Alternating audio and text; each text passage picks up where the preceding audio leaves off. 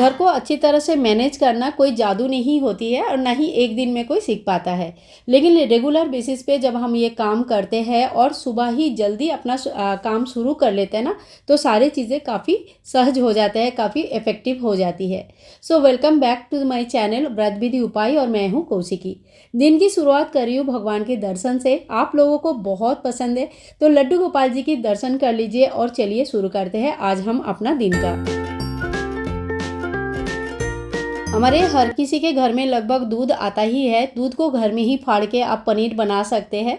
छेना बन जाती है, बहुत सारा काम आ जाता है। छेना का तो भोग भी मैं लगाती हूँ और साथ ही में देखिए इसका बहुत बढ़िया मिठाई भी बन जाती है।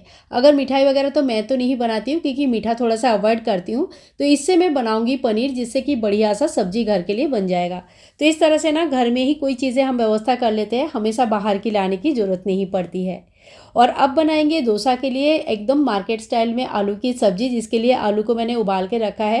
थोड़ा सा राई का जो छोटी वाली सरसों होते हैं ना, राई का फोड़न दिया है और साथ ही में एक जो मिर्ची होते हैं उसको छोटे छोटे करके काट के दिया है। और आलू को हाथ से ही इस तरह से मैश करके डाल दूंगी, बहुत ज़्यादा मैश नहीं करना है। जब आप लोग खाते हैं ना डोसा वगैरह तो देखना उसके अंदर थोड़े थोड़े आलू ऐसे पूरा पूरा भी हमें मिलती है, तो कुछ उसी स्टाइल से मैं बना रही हूँ। और इसको ना धीमी आंच में धीरे धीरे जब हम पकाते हैं ना तो इसकी टेस्ट बहुत ही बढ़िया आता है। घर में इस तरह से मैं अक्सर बना लेती हूँ।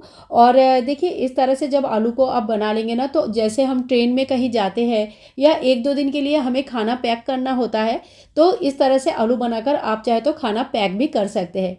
एक छोटी सी टिप्स है, अगर ज़्यादा टाइम के लिए खाना पैक करना है ना तो अलग अलग बॉक्स में आप खाना पैक कीजिएगा या अलग अलग फॉयल पेपर में, क्योंकि एक बार हाथ लगने से ये ख़राब हो जाती है। साथ ही में देखिए ये जो मैंने मिक्स किया ना ग्रीन, ये कड़ी पत्ता है, ढेर सारा मैं लेके आती हूँ। और वो कड़ी पत्ता बाद में जो है ना धूप में सुखा के पाउडर बना के हाथ से ही मिक्स करके थोड़ी सी पाउडर जैसा रूप देके इसको रख देते हैं फ्रिज में। काफ़ी दिनों तक ये ख़राब नहीं होती है और कोई भी सब्जी पराठा किसी में भी आप यूज़ कर सकते हो। बालों के लिए काफ़ी अच्छा होता है और खाने में भी टेस्ट होता ही है। और डोसा बनेगी साथ में चटनी नहीं बनेगी, ऐसा कैसे हो सकता है? तो थोड़ा सा मैंने नारियल लिया था, भुना हुआ थोड़ी सी सिंदाना लेनी है और साथ ही में मिर्ची, थोड़ी सी लहसुन लेनी है और साथ में धनिया के पत्ते। ये सारी चीज़ें जब हम मिक्सी में पीस लेंगे, थोड़ी सी छौंका मार देंगे ना, तो बढ़िया सा चटनी तैयार हो जाता है। और यहाँ पे जो छेना बना था इसमें मिश्री मिला दिया है, मीठा बन गया है, बहुत ही बढ़िया लगता है, रसगुल्ला जैसा। भोग लगा दूंगी ठाकुर जी को। और यहाँ पे हमारी सब्जी भी बिल्कुल तैयार हो गया। टेक्सचर कुछ ऐसी ही आना चाहिए, एकदम से कढ़ाई से चिपकी भी नहीं, बिल्कुल देखिए कढ़ाई से आराम से निकल जाता है और बहुत ही अच्छी तरह से ये पक जाता है। धीमी आँच में जितना ज़्यादा देर पकाएंगे ना उतना ज़्यादा टाइम तक ये अच्छा रहता है। अगर आप ट्रेन के लिए पैक कर रहे हैं तो बहुत ज़्यादा टाइम तक पकाते रहना और धीमी आंच में पकाना, नहीं तो नीचे से पकड़ लेगा। और इसको आप आराम से 2 दिन के लिए रख सकते हैं। यहाँ पे मैंने बना लिया है डोसा का बैटर। थोड़ा सा इसमें पानी कम डालना है ताकि इडली, उत्तपम, डोसा, अप्पम कुछ भी बनाना चाहे आराम से बन जाती है। इसमें मैंने रात को ही 2 कटोरी चावल के हिसाब से 1 कटोरा दाल, यानी कि जो उड़द दाल होता है वो भिगो के रख देती हूँ और सवेरे इसको पीस लेती हूँ। एक रात पूरा भिगा रहता है तो बढ़िया सा इसका बैटर बन के तैयार हो जाता है। आप 1:1 रेशियो पे भी ले सकते हैं, मैं 2:1 रेशियो पे लेती हूँ। तो यहाँ पे देखिए डोसा का जो बैटर है ना, इसमें आपको पूरे बैटर में नमक कभी नहीं मिलाना चाहिए। इससे क्या होता है ना कि आप बैटर को थोड़े ज़्यादा दिन के लिए रख नहीं सकते। इस बैटर को आप 2 दिन तक फ्रिज में आराम से रख सकते हैं, कोई भी स्मेल नहीं आती है। और जितना यूज़ करेंगे ना बिल्कुल उतने में ही खाली हमें नमक डालनी है और उसका यूज़ करना है। जितना हमें रखना है बाद के यूज़ के लिए उसमें नमक यूज़ नहीं करनी है, इससे बैटर जल्दी ख़राब हो जाती है। सिमिलर इसी तरह से जब हम चटनी भी बनाती है ना, तो उसमें नमक हमें जितना खाएंगे उतने में ही नमक डालिए और बाकी में नमक मत डालिएगा, क्योंकि नमक डालने के बाद वो चटनी ज़्यादा दिन नहीं चलती है। और डोसा बनाने के लिए मैंने एक बढ़िया सा तवा ले रखा है, इसका लिंक आपको डिस्क्रिप्शन बॉक्स में मिल जाएगी। इससे बहुत ही बढ़िया डोसा बन जाता है। कई सालों से बनाती हूँ तो आजकल तो एकदम परफेक्ट पहला डोसा से ही बनना शुरू हो जाता है। लेकिन अगर आप फर्स्ट टाइम भी बना रहे हो तो ज़्यादा से ज़्यादा 1-2 डोसा ही थोड़ा सा ख़राब हो जाएगा, लेकिन उसके बाद से बढ़िया बनने लगेगा।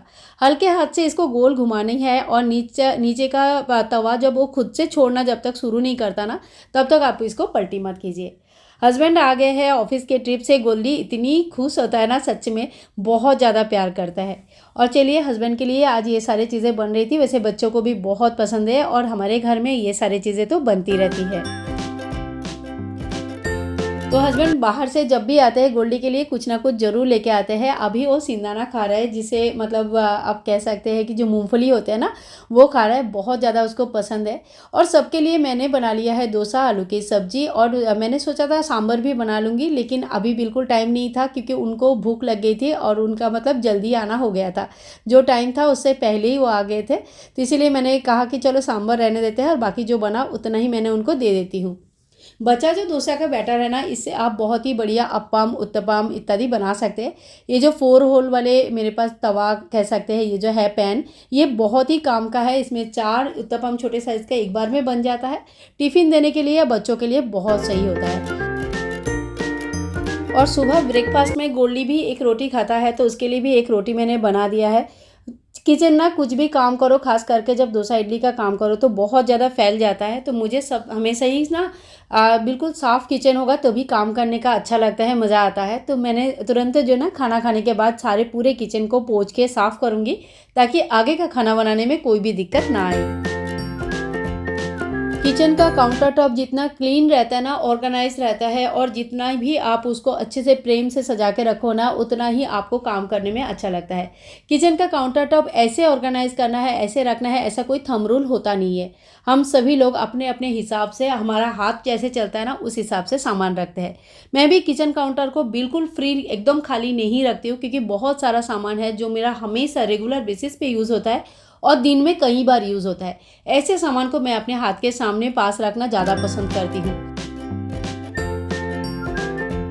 मेरा किचन मैं कैसे रखती हूँ, क्या क्या सामान मेरे पास है, इसके ऊपर एक डेडिकेटेड वीडियो मैं आप सभी के साथ बहुत ही जल्दी शेयर करने वाली हूँ, क्योंकि मुझे मेरा किचन ना बहुत ज़्यादा पसंद है, बहुत अच्छा लगता है। कुछ चीज़ें हैं जो मुझे डिक्लटर करना है और बहुत जल्दी उन्हें सारे डिक्लटर करना है।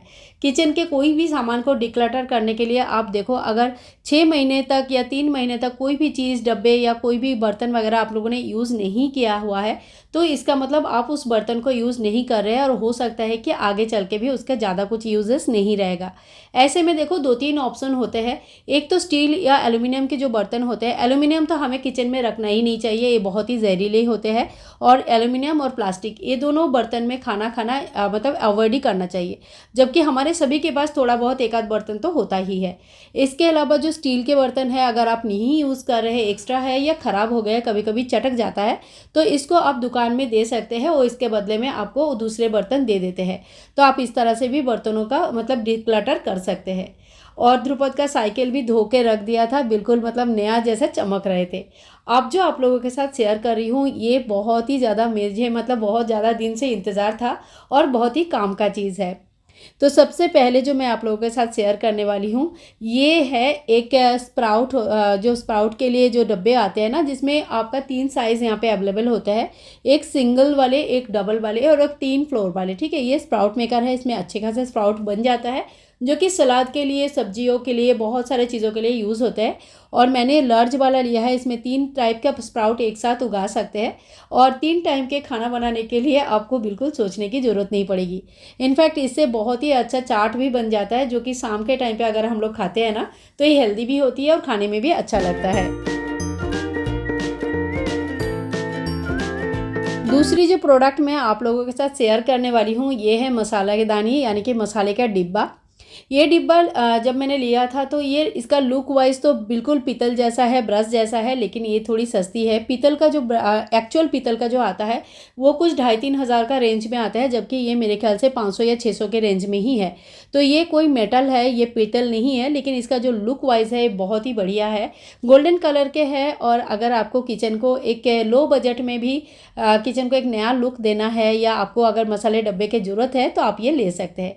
इसमें एक स्पून आता है जिसकी साइज़ काफ़ी बड़ी है, मतलब डब्बे के हिसाब से।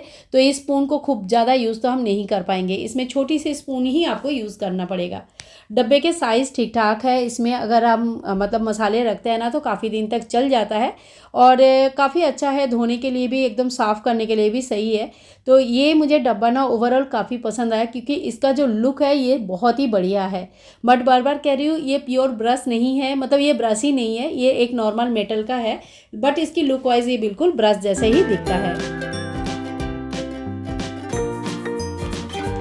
तो अगर आप लोग मसालादानी लेने की सोच रहे हो तो आप स्टील वाली भी ले सकते हैं। इससे पहले मेरे पास जो है वो स्टील वाली है जिसमें मेरा काफ़ी यूजेस है, काफ़ी दिन से मैं उसको यूज़ कर रही हूँ और काफ़ी अच्छा भी है।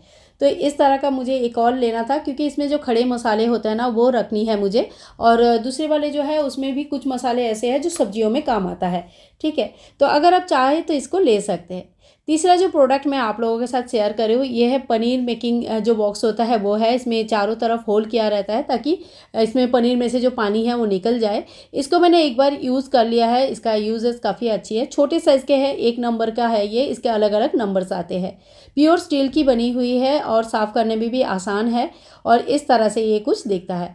खूब काम का चीज़ है, अगर घर में पनीर वगैरह आप लोगों का बनता है तो आप इस बॉक्स को ले सकते हैं। इन तीनों का लिंक आपको डिस्क्रिप्शन बॉक्स में मिल जाएगी, तो आप चाहे तो वहाँ पे चेक कर सकते हैं या प्रोडक्ट भी टैग करने की कोशिश करूँगी। और अब मैं मिल रही हूँ सीधा नेक्स्ट डे रंग पंचमी। भगवान को बहुत ही बढ़िया सजाया था और यहाँ पे रंग भी रखा था, देखने में सुंदर लग रहा था। आप लोगों के साथ वीडियो भी शेयर किया हुआ है मैंने, इतनी सुंदर लग रहा था तो मैंने सोचा क्यों नहीं मैंने अपने ब्लॉग में भी इसको इंक्लूड कर दूँ। ठाकुर जी की चेहरा सच में देखने लायक हो रहा था, बहुत ही प्यारे लग रहे थे। और आज घर में ना पहली बार स्ट्रॉबेरी आया था, तो शाम के टाइम पे मैंने ठाकुर जी के लिए स्ट्रॉबेरी का ही भोग लगाया था। देखने में और खाने में दोनों में बेटी को बहुत पसंद है, बेटे को भी पसंद है। और देखो एक बड़ा काम आज हो गया है, गोल्डी का नहाना। सो फ्रेंड्स, आज का वीडियो मैं यहीं पे एंड करूँगी। तो इसी तरह से मेरा दिन चलता है, टाइम टाइम पे सभी कुछ होता रहता है। मिलूंगी नेक्स्ट वीडियो में, तब तक के लिए हरे कृष्णा, राधे राधे।